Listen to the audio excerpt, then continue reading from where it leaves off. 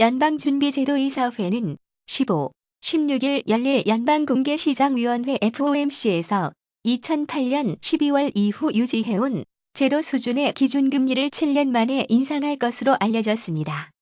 이에 따라 글로벌 투자자금은 11월 초부터 한국 등 신흥국에서 빠르게 이탈했고, 국제유가 급락과 중국의 성장 둔화가 계속될 경우 신흥국 경제가 장기 침체, 신흥국 위기로 빠져들 것이란 우려가 나오고 있습니다. 14일 국내 경제 전문가들은 한국의 경제 상황이 신용카드 대란이 있었던 2000년대 초반 당시 미국 금리가 오르면서 한미 간 금리 차가 확대돼 시장 불안이 가중됐던 것과 비슷하다고 분석했습니다. 전문가들은 한국에서 미국 금리 인상으로 빠져나갈 수 있는 해외 단기 자금이 최대 2,700억 달러로 추정하고, 이는 외환 보유액과 3개월간 경상수지 흑자를 더한 외환 대응력 4,036억 달러로 방어가 가능할 것으로 분석했습니다.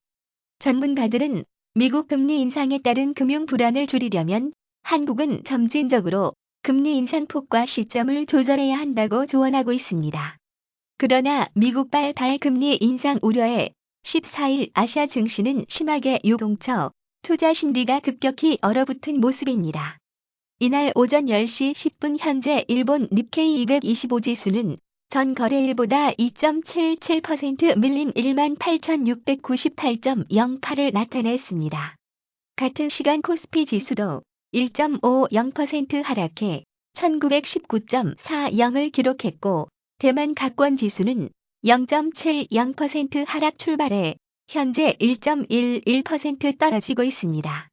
지난 주말 미국 증시와 유럽 증시도 국제유가 하락과 금리 인상에 대한 불안으로 2% 안팎 비율로 하락했습니다.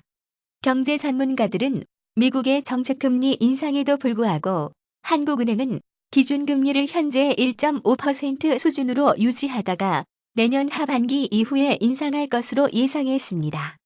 한은의 금리 인상 결정은 당장 미국의 금리 동향보다는 국내 경기 추이가 더 큰 영향을 줄 것으로 보기 때문입니다.